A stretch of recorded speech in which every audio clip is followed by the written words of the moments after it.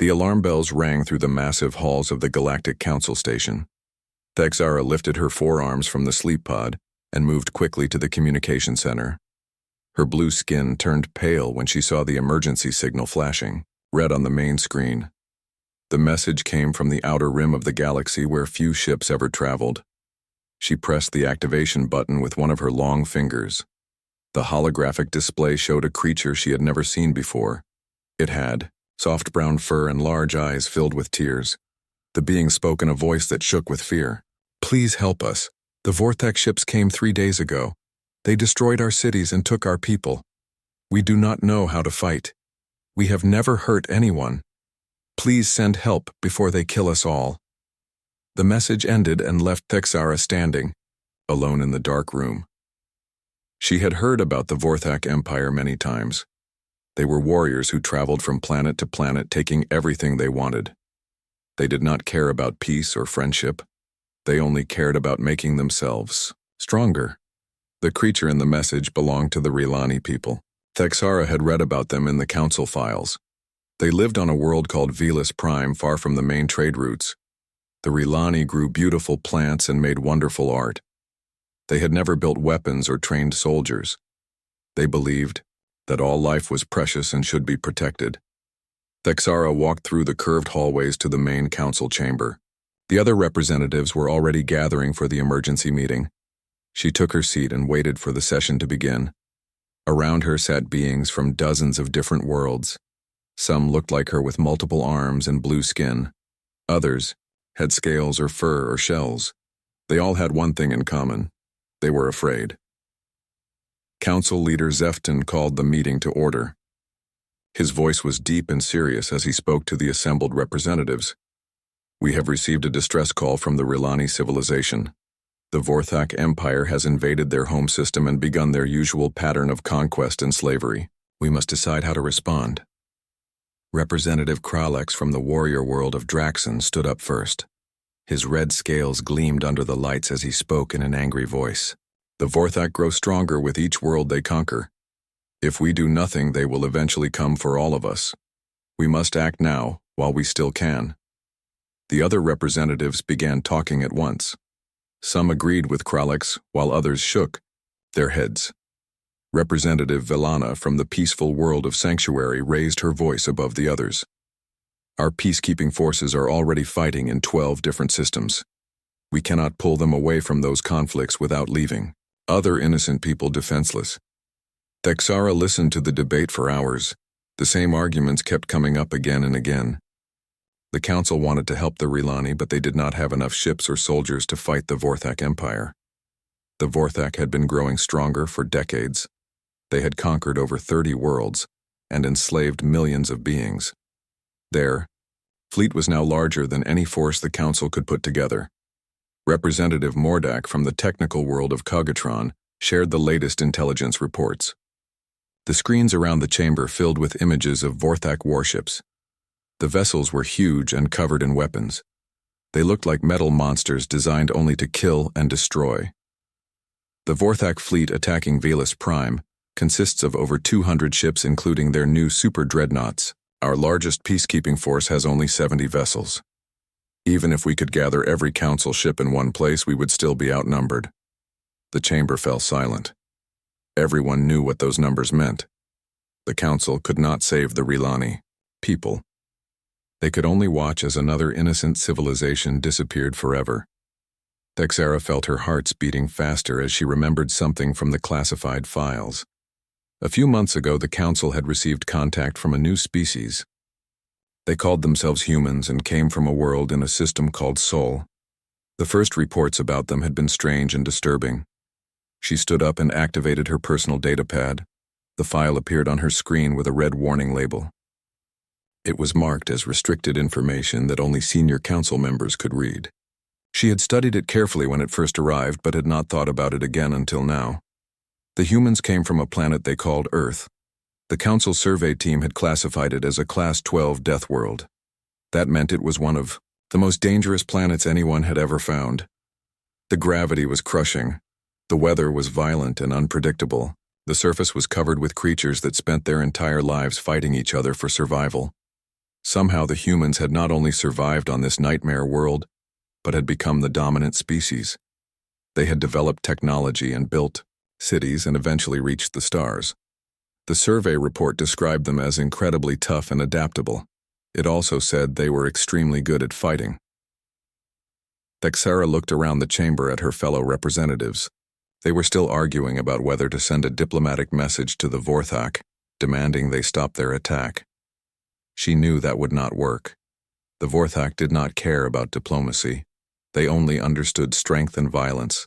She activated her communication device and requested permission to speak. Council leader Zefton nodded and the chamber became quiet.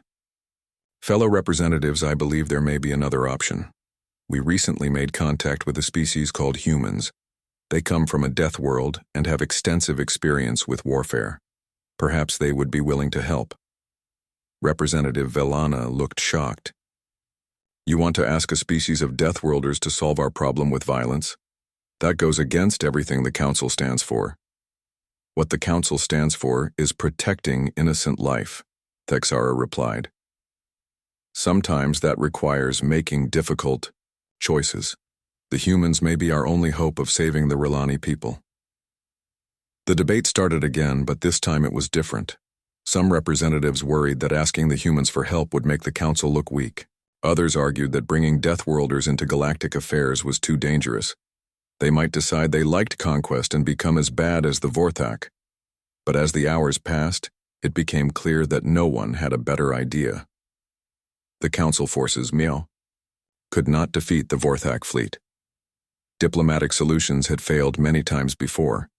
The Rilani people were running out of time. Finally, Council leader Zefton called for a vote.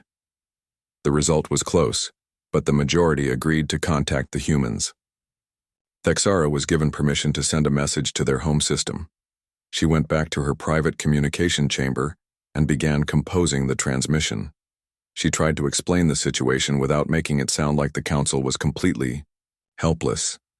She described the Rilani as peaceful people who deserved to be protected.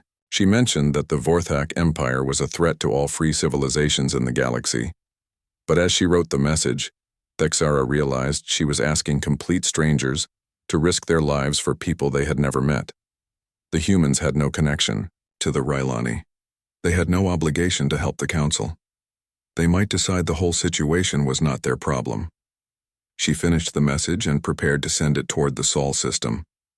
The quantum transmission would take several days to reach Earth even at faster than light speeds. Then the humans would need time to decide whether to respond at all.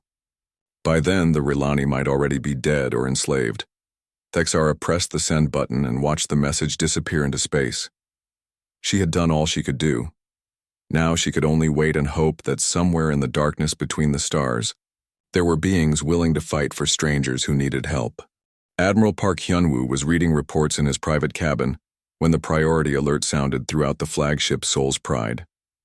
He set down his coffee and walked quickly to the bridge where his crew was already working at their stations. The main screen showed an incoming quantum transmission with encryption codes he had never seen before. "Sir, we have a message from outside our known space," reported Communications Officer Lee Min-jung. "The signal is very weak and took a lot of power to decode. It seems to be some kind of distress call." Hyunwoo nodded and took his seat in the command chair. "Put it on screen and run it through the translation program."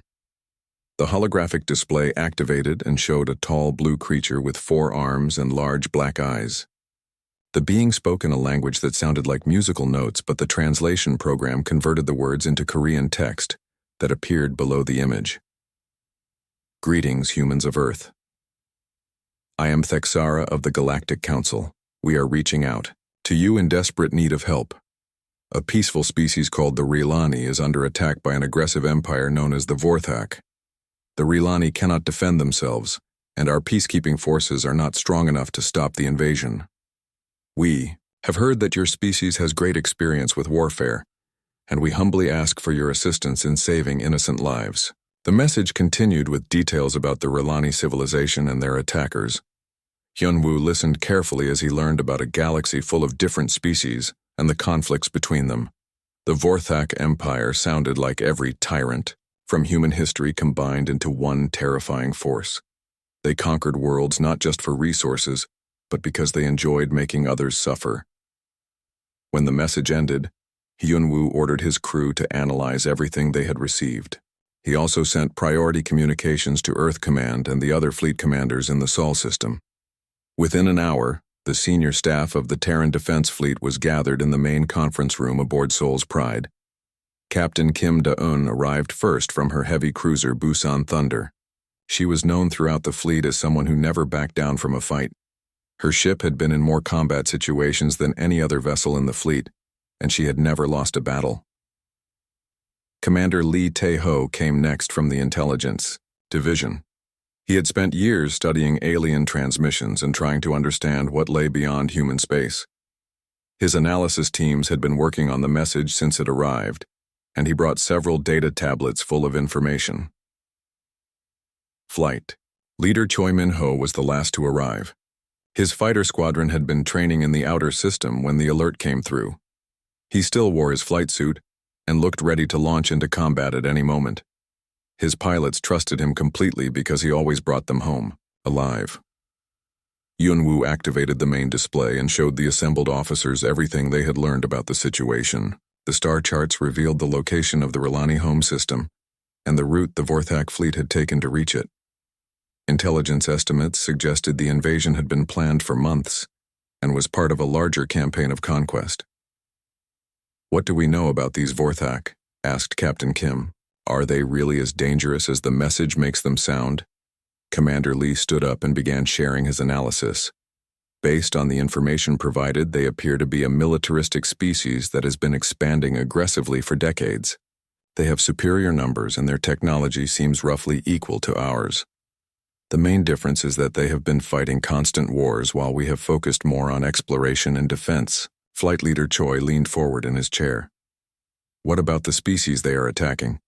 The Rilani?" "Complete pacifists, from what we can determine," Lee replied. "They have no military forces and their technology is focused on agriculture and peaceful pursuits. They would not last a day against any serious military force." The room fell silent as everyone considered the implications. Somewhere far away, an innocent people was being destroyed by enemies they could not fight. The galaxy's peacekeeping forces were too weak to help them. Only Earth had the military strength to make a difference. Captain Kim spoke first. "We cannot just sit here and let this happen. If we do nothing, then we are no better than the Vorthak themselves." "I agree," said Flight Leader Choi. "My squadron lost good people fighting pirates in the outer colonies. We swore we would never let innocents suffer if we could prevent it. This seems like exactly the kind of situation we trained for." Commander Lee looked more cautious. "We need to consider the bigger picture. This would be our first major military action outside the Sol system. How we handle this situation will determine how other species see us for generations to come. If we intervene, we need to be absolutely certain we can win." Hyunwoo had been listening carefully to the discussion. He understood the concerns on both sides.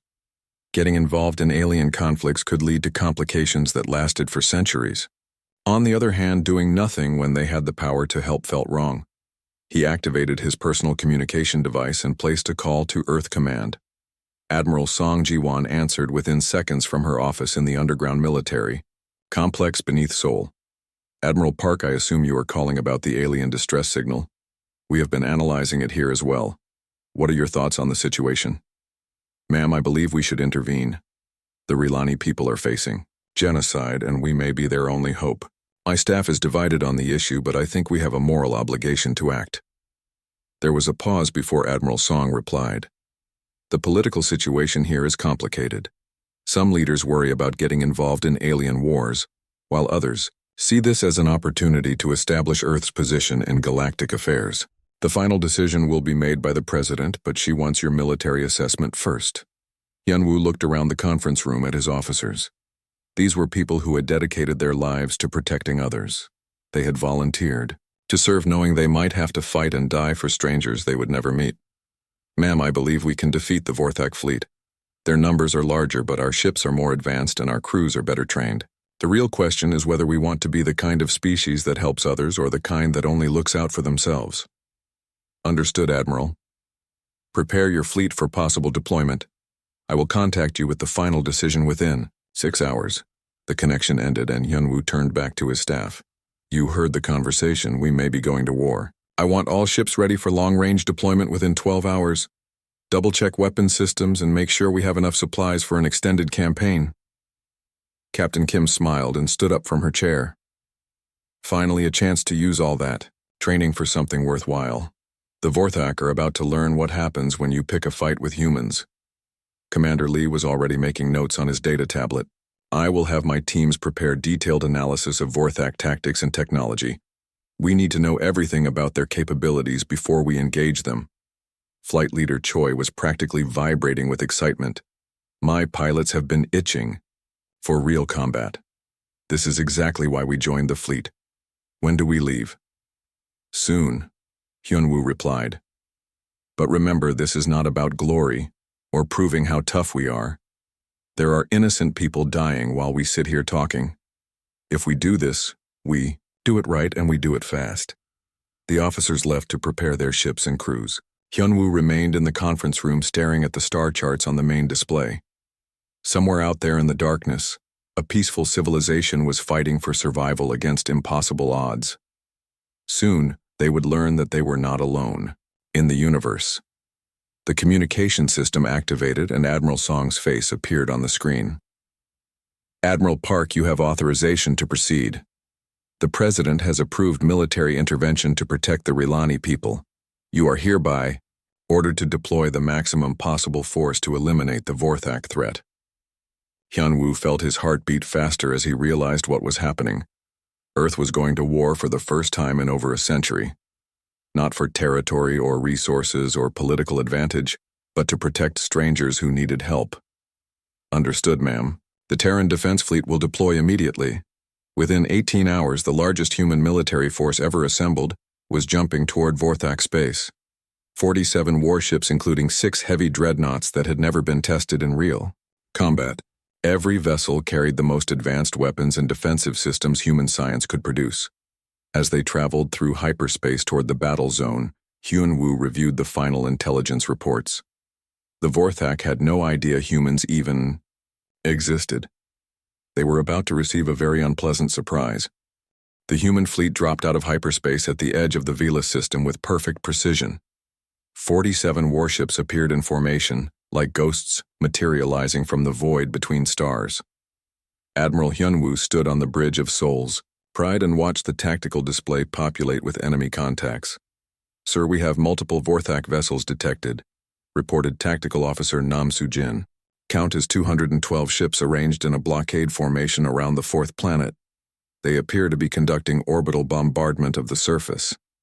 Hyunwoo felt anger rise in his chest as he watched the red dots on his screen, representing Vorthak ships firing down at the helpless Rilani world. Every flash of weapons fire meant more innocent lives lost to alien aggression. Open a channel to all ships, he ordered. Battle stations, prepare for immediate combat operations. Throughout the human fleet, klaxons sounded and crews rushed to their positions. Gun crews loaded the massive railguns while shield generators charged to full power. Fighter pilots climbed into their cockpits and began pre-flight checks. In the engine rooms, engineers pushed the fusion reactors to maximum output.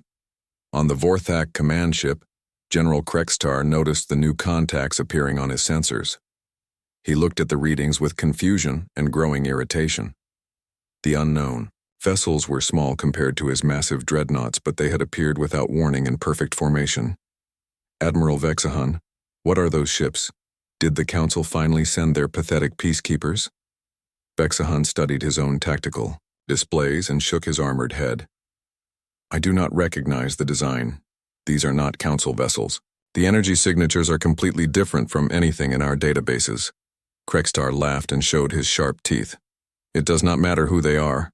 47 ships against over 200. They must be insane to challenge the might of the Vorthak Empire. Destroy them all. But before the Vorthak could act, Admiral Hyunwoo opened communications on all frequencies. He had spent the journey learning enough of their language to deliver his message personally. Attention, Vorthak. Fleet, this is Admiral Hyunwoo of the Terran Defense Fleet. You are ordered to cease your attack on the Rilani homeworld and withdraw from this system immediately. You have 1 hour to comply. This is your only warning. The bridge of the Vorthak flagship erupted in angry hissing and growling. No one had ever dared to issue ultimatums to the Empire. They were the ones who made demands and destroyed anyone foolish enough to resist. These humans think they can threaten us, snarled General Krextar. Show them what happens to those who defy the Empire. All ships open fire. The Vorthak fleet turned toward the human formation and began launching missiles. Hundreds of warheads streaked across space, trailing fire and death. The aliens expected to see the enemy ships destroyed in the first salvo, just like every other battle they had fought.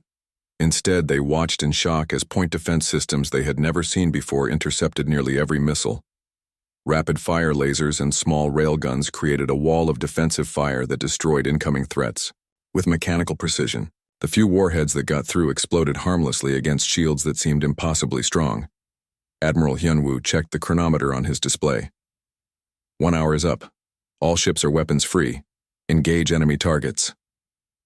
The human response was unlike anything the galaxy had ever witnessed. Instead of advancing in the traditional line formation that dominated space warfare, the human ships scattered in all directions and attacked from multiple angles simultaneously. Captain Kim Da-eun, aboard Busan Thunder, demonstrated why humans had survived on a death world. Her heavy cruiser dove straight into the heart of the Vorthak formation, ignoring the massive amount of fire directed at her ship. She used the larger enemy vessels as cover while her close-range weapons tore through their hulls like paper. Target their command ship, she ordered her gunners. Take out their ability to coordinate. The main batteries of Busan Thunder spoke with the voice of thunder and lightning. Magnetic acceleration launched metal slugs at significant percentages of light speed. When they hit the Vorthak flagship, the entire front section simply ceased to exist. General Krextar found himself floating in space wearing only his emergency suit as his command ship broke apart around him. In his final moments, he realized that these humans fought with a calculated brutality that his species had never encountered. Commander Park So-young led her destroyer squadron in a completely different approach.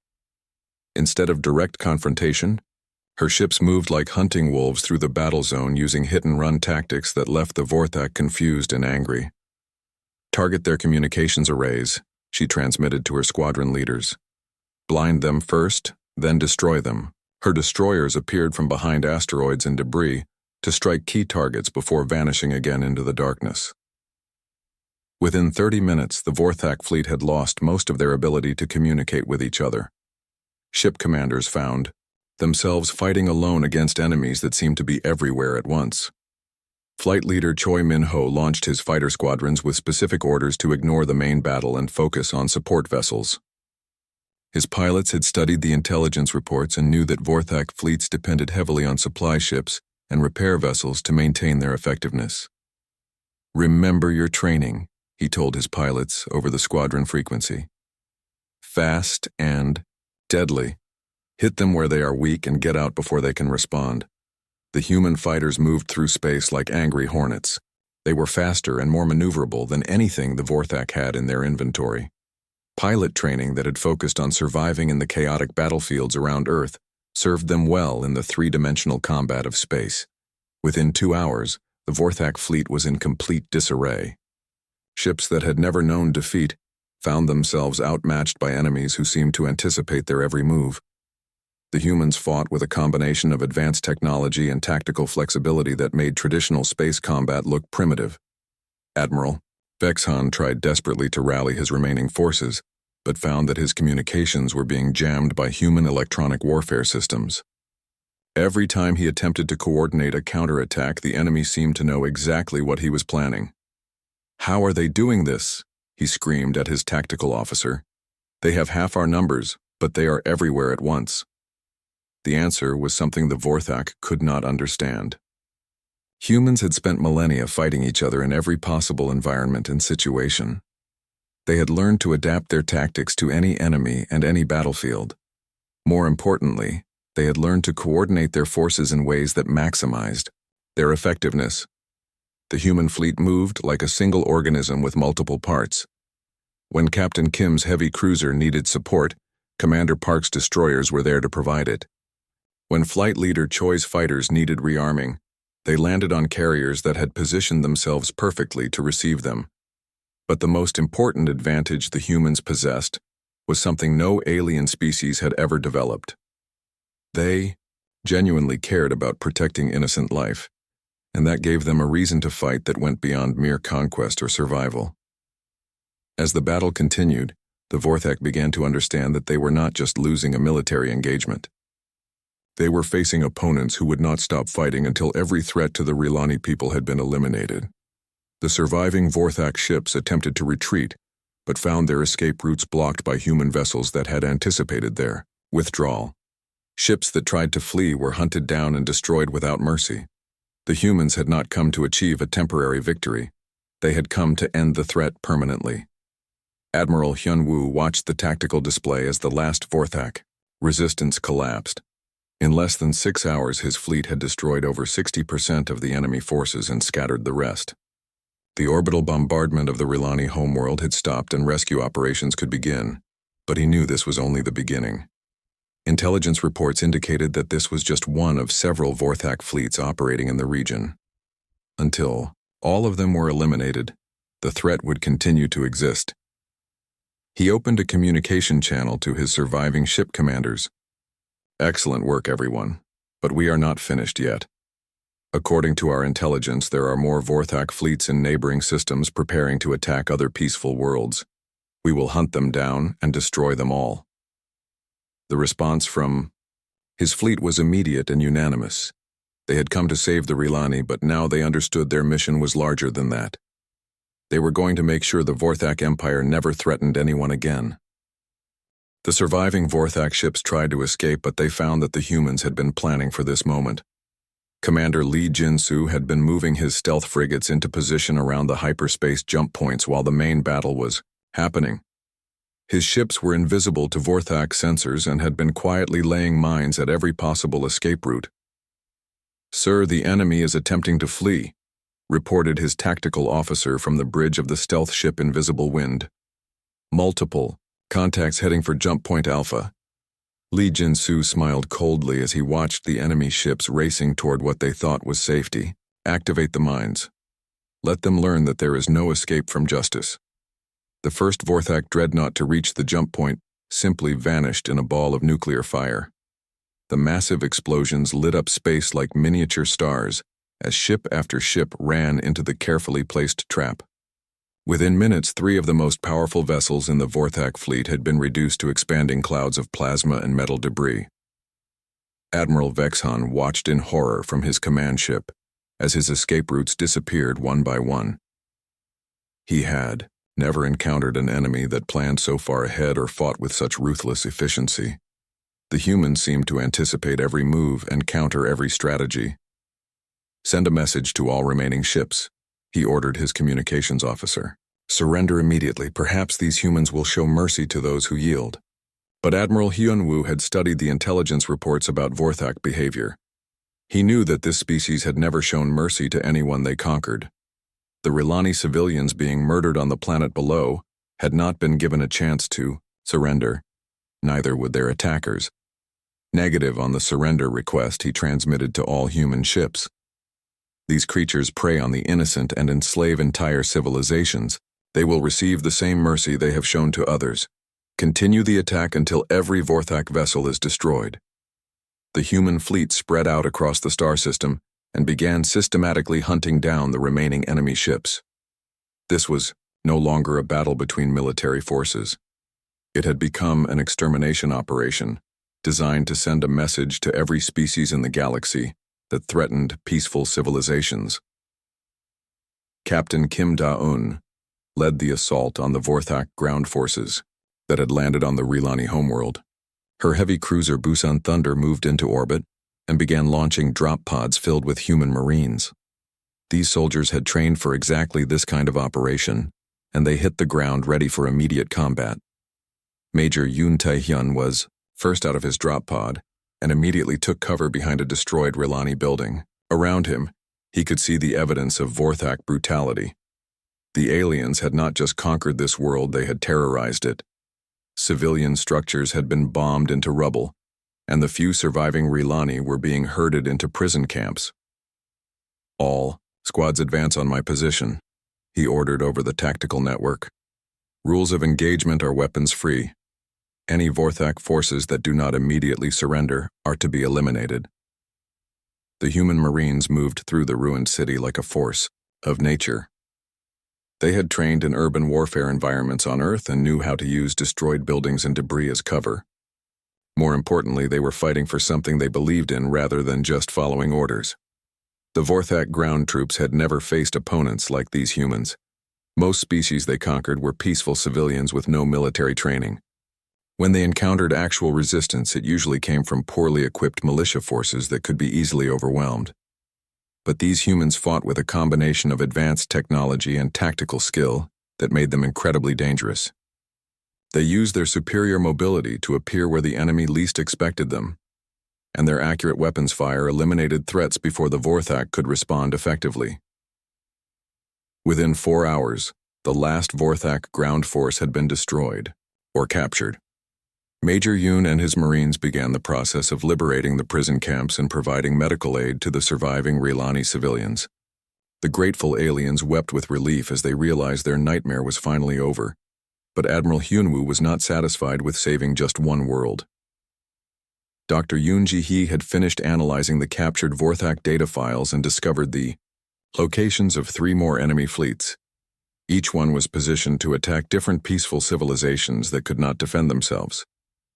"Admiral, we have identified targets in the Kepler system, the Ross system, and the Wolf system," she reported from her analysis station. "Intelligence indicates that attacks on all 3 locations will begin within the next 10 days. Hyunwoo studied the star charts and made his decision quickly. The human fleet would not return home until every Vorthak military force had been eliminated. This was no longer about protecting the Rilani. It was about making sure that no species would ever again have to face the terror of Vorthak conquest.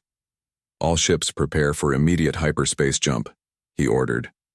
"We are going to visit each of these systems and ensure that the Vorthak Empire learns a lesson they will never forget." The human fleet jumped to the Kepler system first, where they found a Vorthak force preparing to attack a species called the Gentle Ones. These creatures were even more pacifistic than the Rilani and had never developed any form of military technology. They lived in harmony with their environment and spent their time creating beautiful music that could be heard across their entire planet. The battle was over before the Vorthak could even respond to the human arrival. Captain Lim Nara led her assault carrier Inchin's hammer in a surprise attack that destroyed the enemy command ship in the first volley. The remaining Vorthak vessels tried to fight, but found themselves completely outmatched by human tactics and technology. Flight Leader Choi's fighters swept through the enemy formation like a swarm of deadly insects. His pilots had learned from the previous battle, and now fought with even greater efficiency. They targeted specific systems on enemy ships to disable them quickly, rather than destroying them completely. This allowed human boarding parties to capture valuable intelligence before finishing off the vessels. The pattern repeated itself in the Ross system, where the humans arrived just as the Vorthak were beginning their attack on a water world inhabited by aquatic beings who had never seen the stars. The alien invaders found themselves facing an enemy that seemed to appear from nowhere and strike with the speed of lightning. Commander Park So-young had perfected her Wolfpack tactics and now led her destroyer squadron in coordinated attacks that left the Vorthak fleet in ruins. Her ships moved through space like schools of predatory fish hunting larger prey. They would appear from multiple directions, simultaneously overwhelming the enemy's ability to respond effectively. By the time the human fleet reached the Wolf system, word had already spread through Vorthak space about the mysterious aliens who fought with unprecedented skill and showed no mercy to those who preyed on the innocent. The enemy commander there tried to negotiate but found that Admiral Hyunwoo was not interested in diplomacy. "You came here to destroy an entire civilization," the human admiral transmitted to the Vorthak fleet. "You brought weapons of mass destruction to use against civilians who never harmed you. There will be no negotiation and no surrender. You will be eliminated just like every other threat to peaceful life in this galaxy. The final battle lasted only 3 hours. The Vorthak ships were destroyed so quickly and completely that neighboring star systems detected the explosions from several light years away. The message was clear to anyone who might have been watching. The humans had not come to conquer or claim territory. They had come to eliminate a threat, and they would continue fighting until that threat no longer existed. As the last Vorthak vessel exploded into debris, Admiral Hyun-woo received reports from throughout the region. Vorthak military bases were surrendering without a fight. Conquered worlds were rising in rebellion against their oppressors. The empire that had terrorized dozens of civilizations for decades was collapsing under the weight of its own fear. Dr. Yoon analyzed the intelligence data they had captured and delivered her final report to the admiral. Sir, based on our analysis, the Vorthak Empire has lost approximately 70% of its military capacity. The remaining forces are scattered and demoralized. Most importantly, the subject worlds are beginning to overthrow their occupiers. Hyun-woo nodded as he reviewed the tactical displays. In less than a week, his fleet had traveled to 4 different star systems and eliminated every Vorthak military force they encountered. The threat to peaceful civilizations throughout this region of the galaxy had been permanently ended. But more importantly, they had demonstrated that there were still species in the universe willing to fight for those who could not fight for themselves. The age of unchallenged aggression was over. From now on, anyone who chose to prey on the innocent would face the wrath of Earth. 6 months later, Admiral Hyun-woo walked through the gleaming corridors of the Galactic Council Station toward the main assembly chamber. The massive space station orbited a neutral world at the center of known galactic civilization and served as the meeting place for hundreds of different species.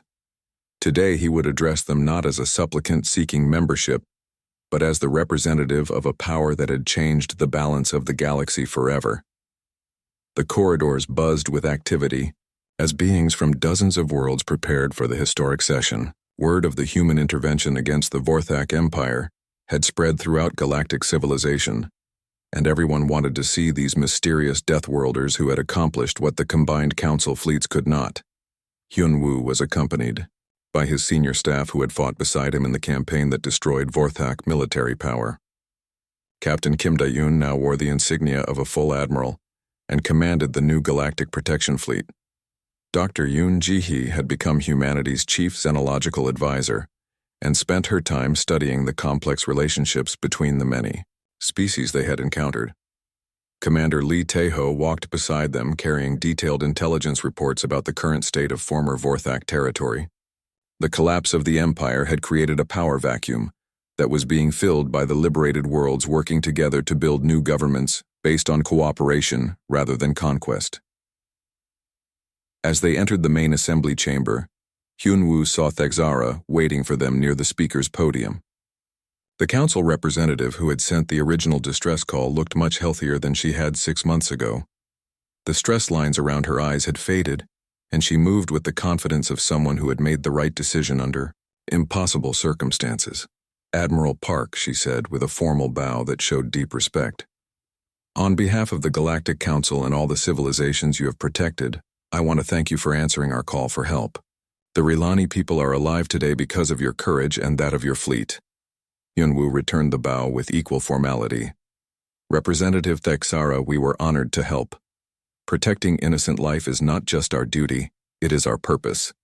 We came because it was the right thing to do." The assembly chamber filled quickly as representatives from across the galaxy took their seats. Hyun-woo noticed that many of them watched him with a mixture of gratitude and wariness. They were thankful for what humanity had done, but they were also concerned about what these powerful Deathworlders might do next. Council leader Zefton called the session to order and invited Hyun-woo to address the assembly.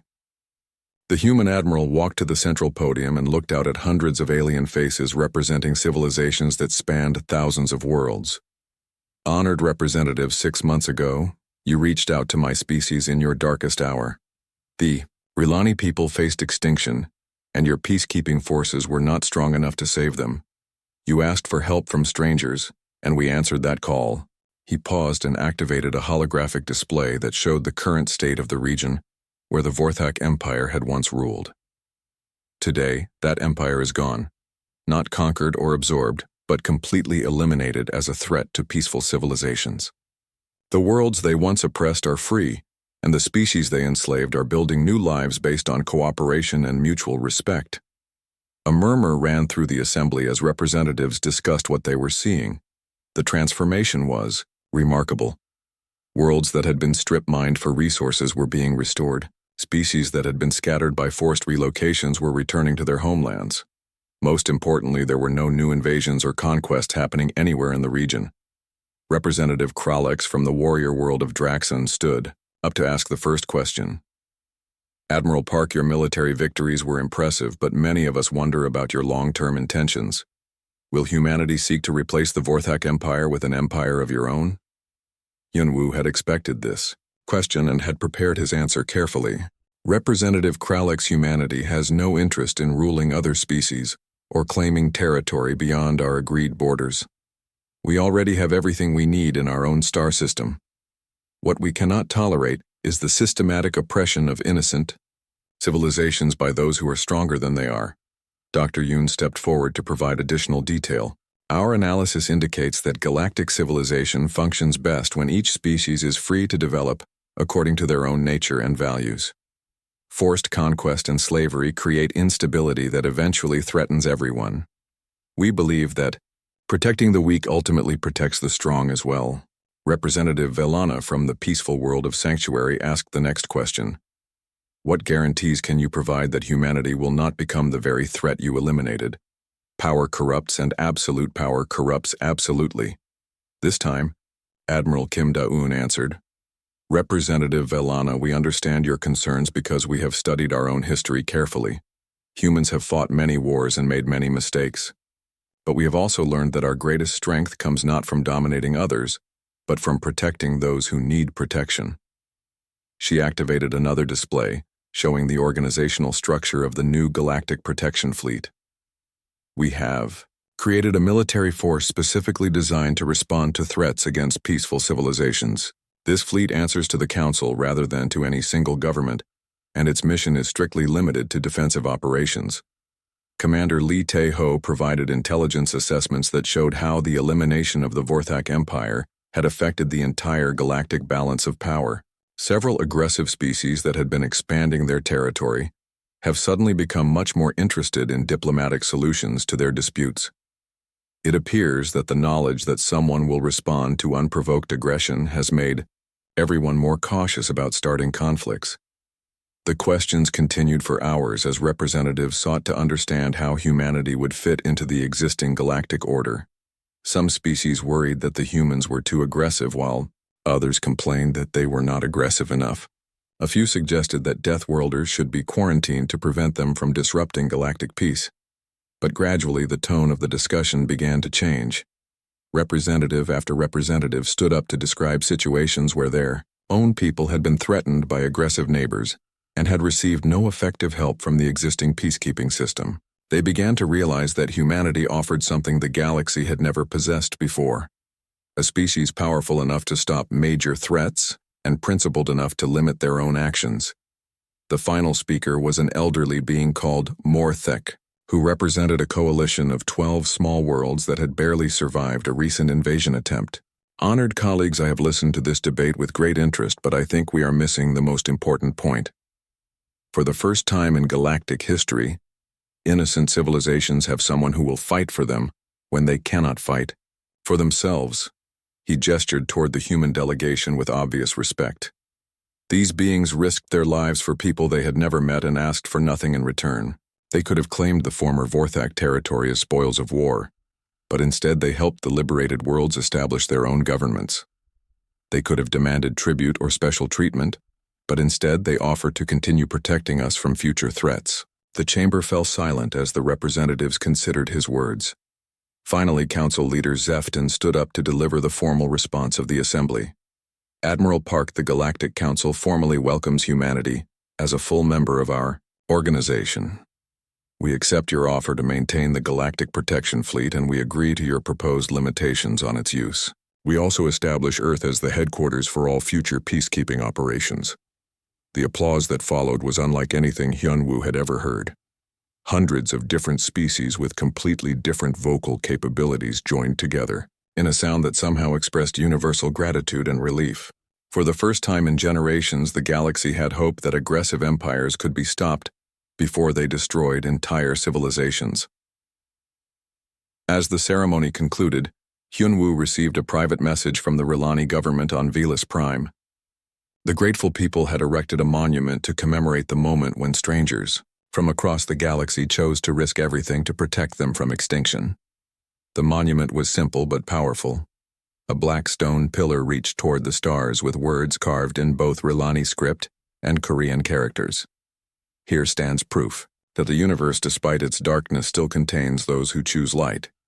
Admiral Hyunwoo read the message and felt a deep sense of satisfaction. Humanity had finally found its place in the galaxy, not as conquerors or traders or explorers, but as guardians. They would stand watch over the innocent and ensure that strength was used to protect rather than destroy. The age of unchallenged aggression was over.